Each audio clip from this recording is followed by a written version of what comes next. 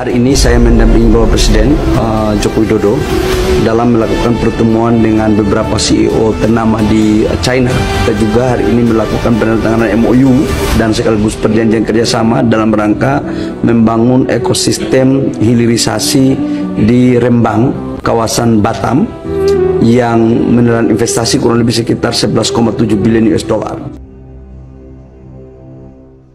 Kita sekarang membahas keinginan pejabat yang lebih sayang kepada investor asing daripada rakyat Melayu Rempang. Sebuah keputusan yang berbahaya dari pemerintah di dalam membangun, namun hak rakyat setempat dihargai murah dengan relokasi yang tidak menunjukkan rasa keadilan.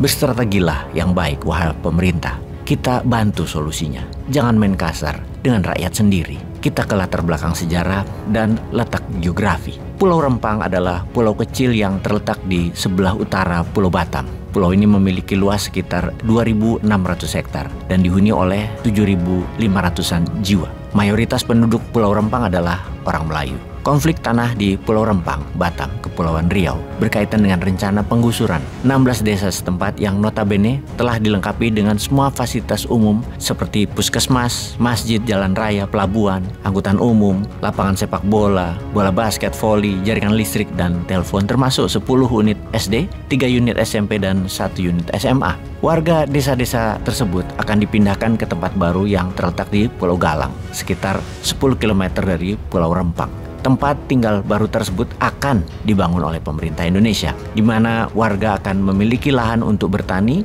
juga mencari ikan. Namun luas lahan tersebut diperkirakan lebih kecil dari lahan yang mereka miliki di Pulau Rempang. Selain itu, warga juga akan kesulitan untuk menyesuaikan diri dengan kehidupan baru mereka di Pulau Galang. Pulau Galang adalah pulau kecil yang belum memiliki infrastruktur yang memadai. Mata pencarian utama warga desa tersebut adalah pertanian, perkebunan, dan perikanan. Sebagian warga juga bekerja sebagai pedagang dan buruh bangunan. Penggusuran itu dilakukan demi pembangunan kawasan investasi terpadu Rempang Eco City. Rencana tersebut diprakarsai oleh Badan Pengusahaan Kawasan Perdagangan Bebas dan Pelabuhan Bebas Batam, BP Batam.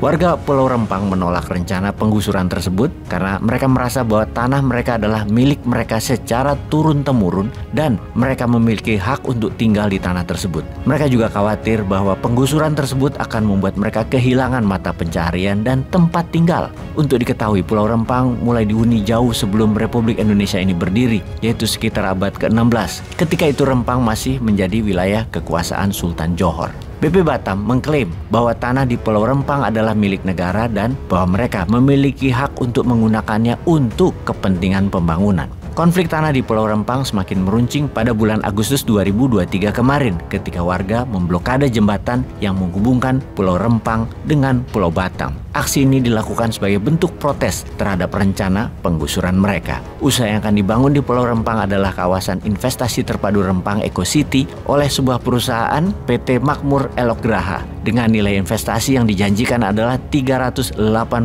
triliun rupiah. Luas lahan yang diklaim PT Rempang Eco City adalah sekitar 1.990 hektar atau sekitar 76% dari luas Pulau Rempang. Luas ini meliputi lahan pemukiman penduduk, lahan pertanian, dan lahan hutan. Di lahan seluas itu, Rempang Eco City akan membangun kawasan industri, perdagangan, wisata, dan pembangkit energi terbarukan. Kawasan industri akan menjadi tempat berdirinya berbagai pabrik, termasuk industri manufaktur, pengolahan, dan industri jasa. Kawasan perdagangan akan menjadi tempat berdirinya berbagai pusat perbelanjaan, kantor, hotel. Adapun kawasan wisata adalah tempat berdirinya berbagai objek wisata termasuk pantai, hutan, dan taman. BP Batam telah menawarkan ganti rugi kepada warga Rempang berupa uang tunai, rumah, dan lahan. Untuk rumah, warga diberikan tipe 45 dengan luas lahan 500 meter persegi. Nilai rumah diperkirakan 120 juta. Untuk lahan, warga akan diberikan lahan seluas 500 meter persegi. Nilai lahan diperkirakan 50 jutaan.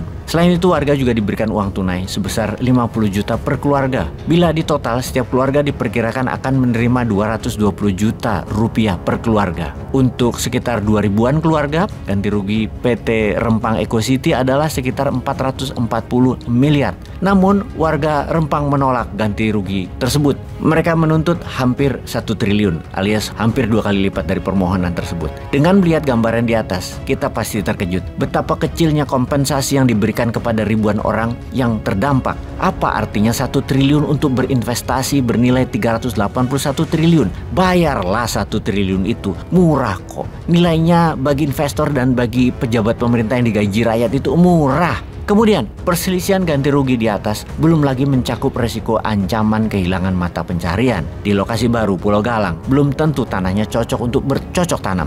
Petani Rempang harus beradaptasi. Namun apakah dengan tanah 1000-an meter persegi tersebut mereka bisa mempertahankan hidup secara berkelanjutan? Demikian juga dengan nelayan Rempang. Apakah pelabuhan yang tersedia di Galang sudah setara dengan fasilitas yang tersedia di Pulau Rempang? Bagaimana dengan pasar, pedagang, cooler, transportasi untuk ikan-ikan mereka? Proses transformasi terkait mata pencarian dan seluruh kebiasaan yang ratusan tahun melekat di dalamnya jelas sangat beresiko. Apa jaring pengamannya? Selain resiko terkait proses transformasi ekonomi, terdapat resiko berkenaan dengan transformasi kultural. Bila Rempang Eco City berkembang sesuai harapan, ratusan ribu imigran akan mengalir masuk ke Rempang. Imigran tadi akan membawa budaya mereka sendiri dan bisa-bisa budaya Melayu akan menjadi minoritas, atau mungkin budaya Melayu akan tenggelam dan terlupakan. Apa itu mau kalian, wahai pejabat? Jadi wahai pemerintah, jangan meremehkan resiko-resiko atas penduduk Melayu tersebut. Jangan gunakan aparat yang kasar, pakai pentungan, gas air mata, banyak anak kecil, dan mereka itu